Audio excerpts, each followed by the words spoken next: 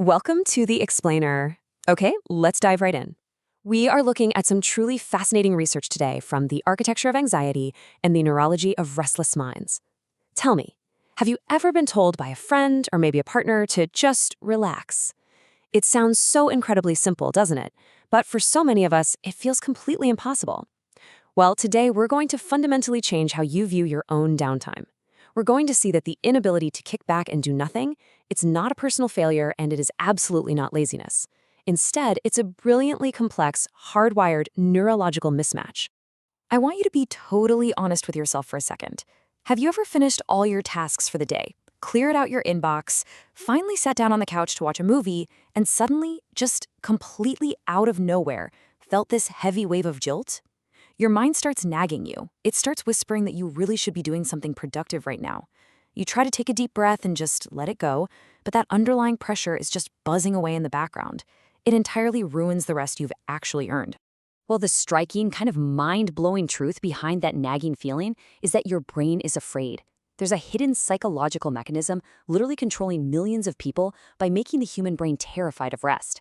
Throughout this explainer, we're going to unpack exactly how this mechanism operates and why your own neurology is fiercely fighting against your very real desire to just chill out. Once you understand this, I promise you, you will never look at your own stress the exact same way again. So let's get into our first core concept, Section 1, the invisible prison and how we are designed to survive. Right out of the gate, there is a massive modern myth that we need to debunk. Most of us walk around believing that our stress solely comes from our external environments, right? From having way too much work on our plates, too many emails, too many social obligations. We convince ourselves, hey, if my schedule was just a little clearer, I'd finally be at peace. But psychological research tells a completely different story. Look, as a modern human, your daily goal is to be happy, fulfilled, and relaxed. That makes total sense.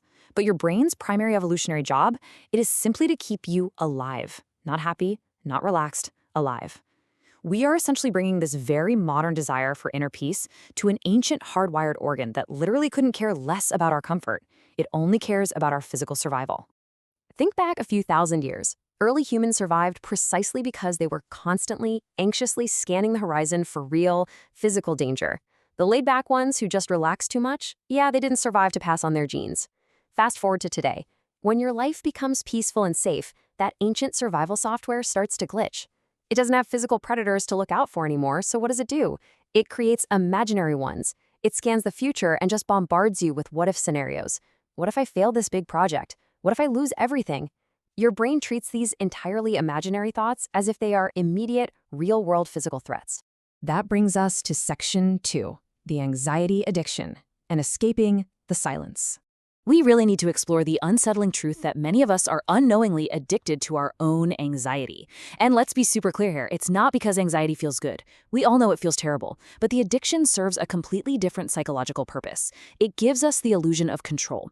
We actively use worry as a substitute for action.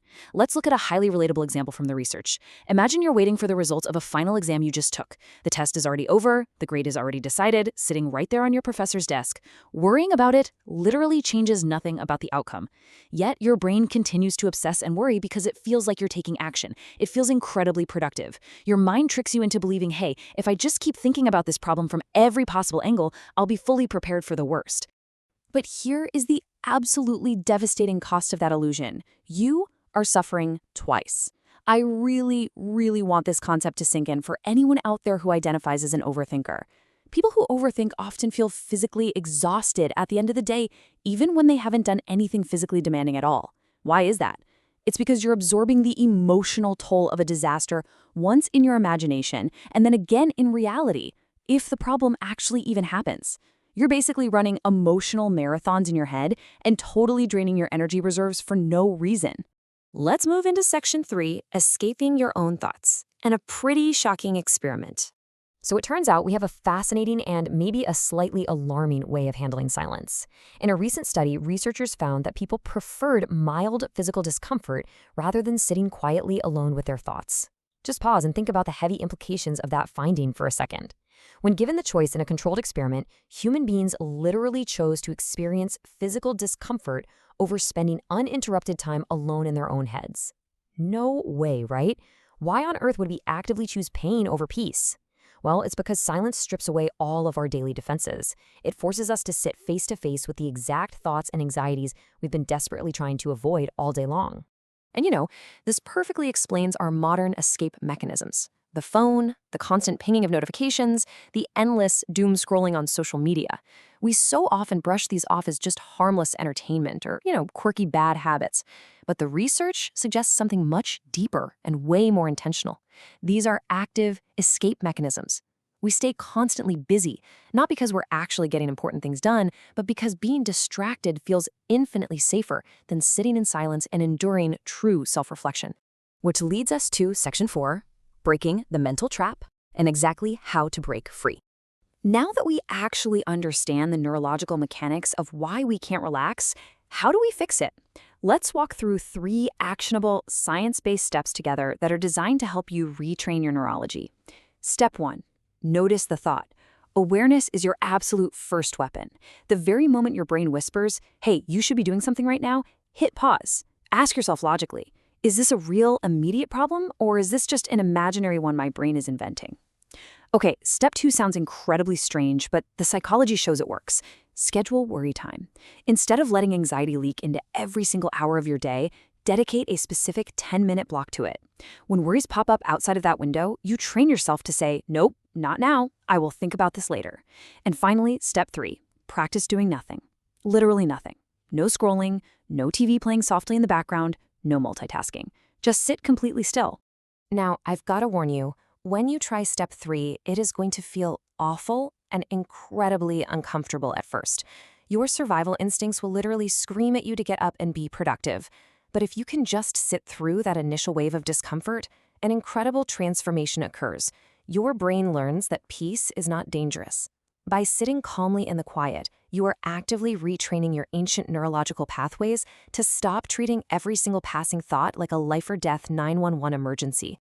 And this brings us right to the core thesis of our explainer today. Your mind is an absolutely incredible tool when you're actively using it to solve a concrete, real-world problem. But when it's left unchecked, when it's just allowed to run wild during your downtime, it becomes an invisible prison. True freedom doesn't come from eliminating all stress from your external life. That's simply impossible, right? True freedom comes the exact moment you realize you can stop letting your brain manufacture stress when none actually exists. You realize that not every single thought deserves your attention. So, I want to leave you with a final, provocative question to really reflect on today.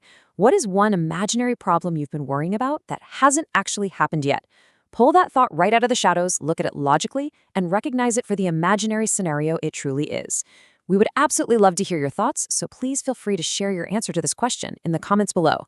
Thank you so much for joining me today. Keep learning, keep questioning, and I will see you in the next explainer.